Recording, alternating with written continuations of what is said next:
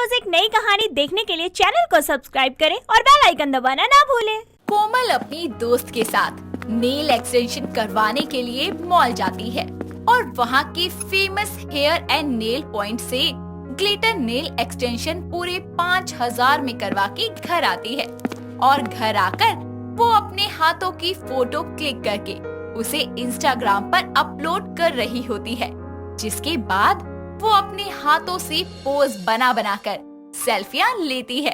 तभी वहाँ उसकी माँ गीता आती है और उसे बोलती है, ओ अकल की दुश्मन, ये क्या कर रही है?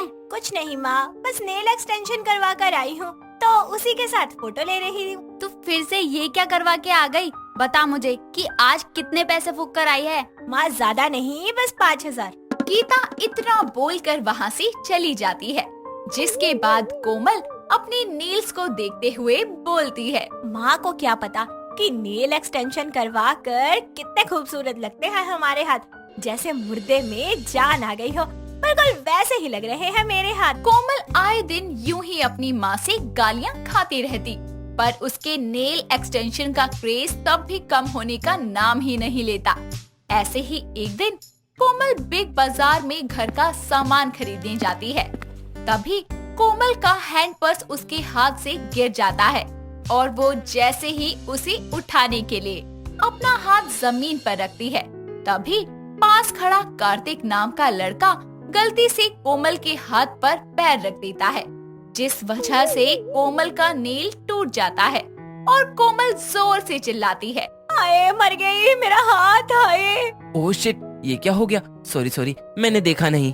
यार, हाथी जितना वजन लेकर मेरे पैर के ऊपर चढ़ गए, मेरा नेल एक्सटेंशन खराब कर दिया सारा, मेरा नेल भी टूट गया।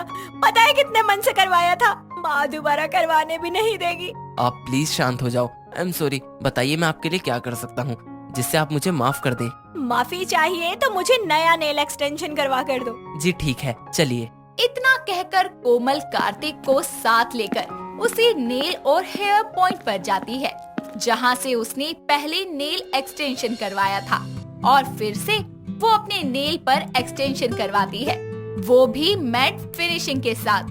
नेल एक्सटेंशन कराने के दौरान कोमल और कार्तिक में काफी बातें होती है और बातों ही बातों में दोनों में अच्छी दोस्ती भी हो जाती है, जिसके बाद दोनों अपना नंबर एक्सचेंज करते हैं और नेल एक्सटेंशन पूरा होने के बाद कार्तिक कोमल के हाथों को देखकर बोलता है, वाह कोमल, तुम्हारे हाथ तो सच में बहुत खूबसूरत लग रहे हैं। Thank you Kartik. चलो मैं तुम्हें घर छोड़ देता हूँ, वैसे भी काफी टाइम हो गया है, थक गई होंगी तुम। जिसके बाद कार्तिक कोमल को अपनी बाइक पर बैठाकर उसके घर तक छोड़ देता है।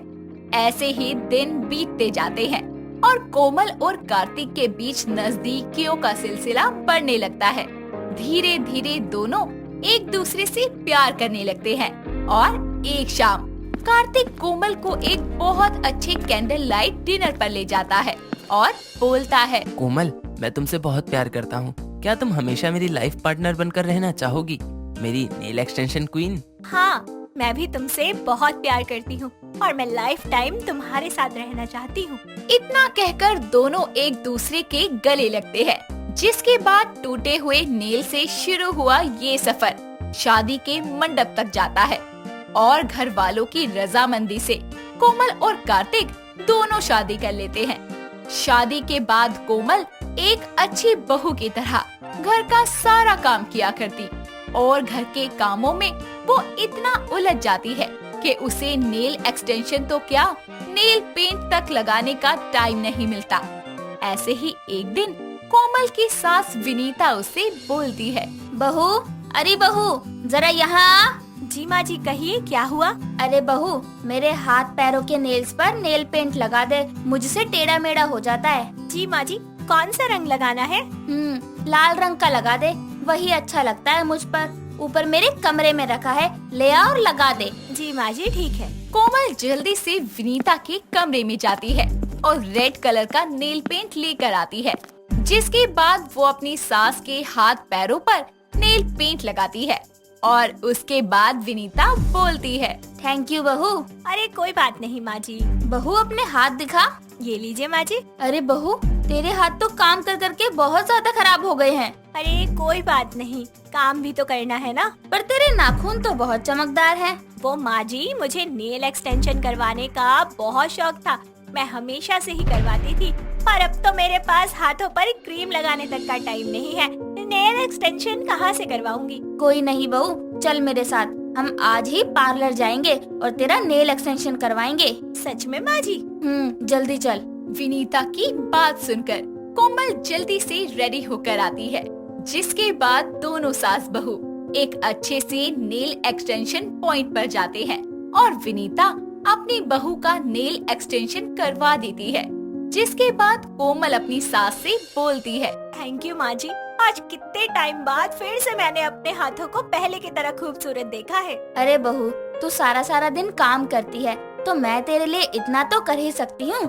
देख अब हम दोनों के हाथ कितने प्यारे लग रहे हैं। माँ जी रुकिए, एक फोटो लेती हूँ, व्हाट्सएप पर स्टेटस लगाऊंगी। #सासू माँ, #नेल एक्सटेंशन। इतना कहकर कोमल जल्दी से फोटो क्लिक करती है और अपने व्हाट्सएप पर स्टेटस लगाती है और उसके बाद दोनों सास बहू घर आते हैं।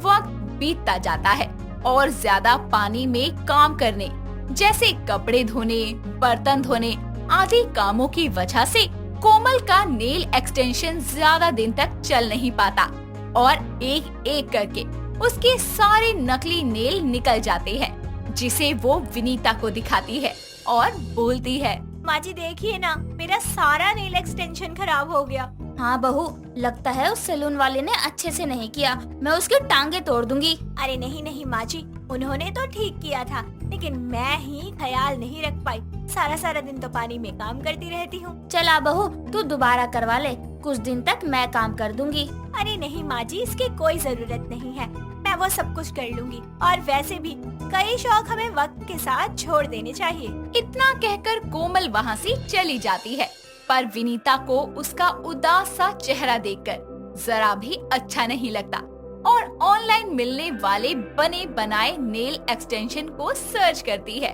और उनको ऑर्डर कर देती है।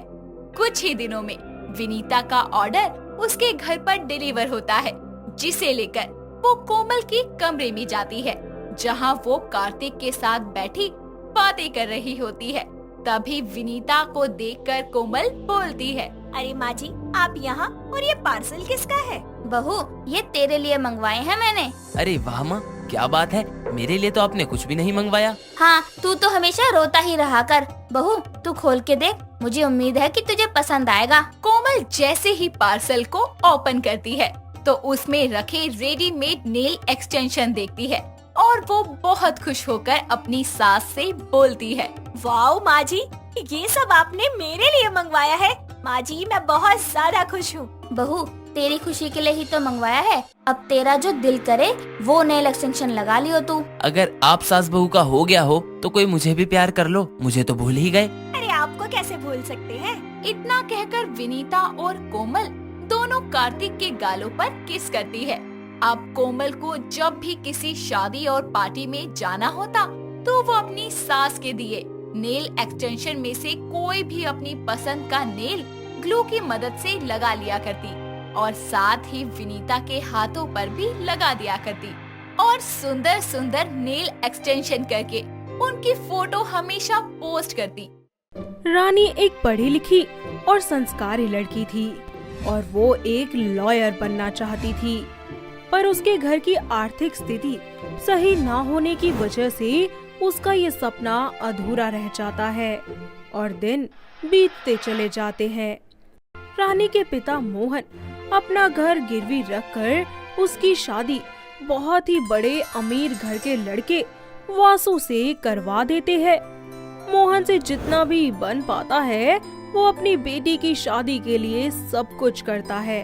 शादी के बाद रानी खुशी खुशी अपने ससुराल की सारी जिम्मेदारियां बखूबी संभाल लेती है। ऐसे ही कुछ दिन बीत जाते हैं और रानी अपने पगफेरे की रस्म के लिए अपने ससुराल से निकलती है। तभी उसकी ननंद माया और सास शकुंतला उससे बोलती हैं, भाभी मायके जा रही है, वो भी मेरा नेक दिए बिना। हाँ दीदी, बोलिए ना, क्या चाहिए आपको? आपके गले में ये जो हार है वो, देखिए मना मत कीजिए, पर मैं आपकी इकलौती ननंद हूँ और आप मेरी इकलौती भाभी, तो अपना वादा पूरा कीजिए और ये हार मुझे दे दीजिए। पर दीदी, ये हार तो मेरी माँ की आखिरी निशानी है, आप इसके बदले मुझसे कुछ भी मांग लीजिए। ये हार मेरे लिए मेरी माँ के आशीर्वाद के समान है। बुरा मत मानना बहू, पर तेरी ले दे के इकलौती ननद है और तू इतना भी नहीं कर सकती इसके लिए। अरे ये तेरा हार खा थोड़ी जाएगी। रानी अपनी सास की बातों का कोई जवाब नहीं देती और चुपचाप अपने मायके के लिए अपने ससुराल से निकल जाती है। थोड़ी देर बाद जब वो अपने मायके पहुंचती है तो अपनी बेटी को देखकर मोहन की आंखें आंसुओं से लबालब भर जाती हैं। दोनों बाप बेटी एक दूसरे को कसकर गले लगा लेते हैं। ऐसे ही रानी को अपने मायके में आए कुछ दिन बीत जाते हैं, पर उसके ससुराल से कोई भी उसे लेने नहीं आता।